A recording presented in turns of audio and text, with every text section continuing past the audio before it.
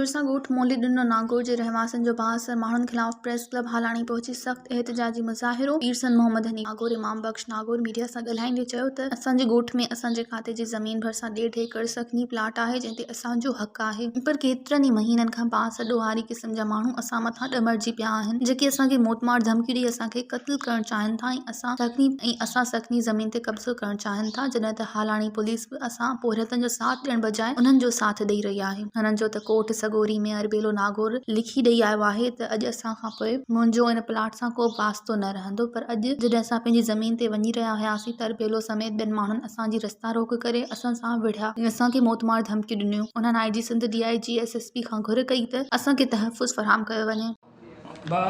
अमीर बख्श नालो आहे मुंहिंजो, वेठल ॻोठ मोलेनो नागौर आहे।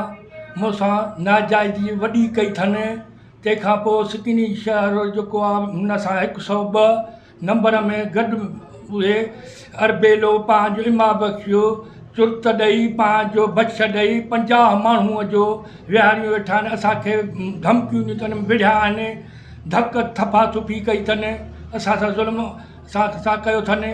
तंहिंखां पोइ मुंहिंजो प्लाट आहे, उन में 4 ॼणा हबीबुल्ला, अमीर बख्श, हबीबुल्ला ऐं इमाम बख्श ऐं हनीफ, 4 ई आहिनि प्लाट।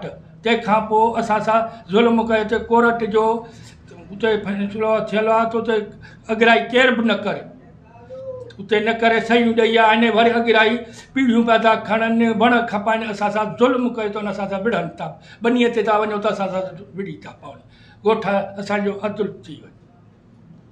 तव्हांजो इहो केस कोर्ट में हलंदड़ आहे? हा, हले थो।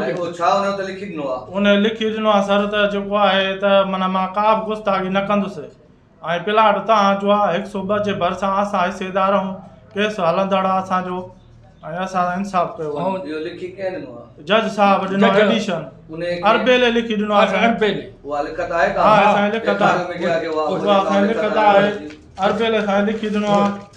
हीअ लिखत पियो, हीअ अरबेले सां सही लॻी पई आहे, हीअ लिखी ॾिनो आहे, अरबेले कोर्ट में लिखी ॾिनो आहे। जज साहब त मां का गुस्ताखी न कंदुसि, माण्हू विहारे वेठो आहे, असां ज़ुल्म आहे, असां इंसाफ़ कयो वञे।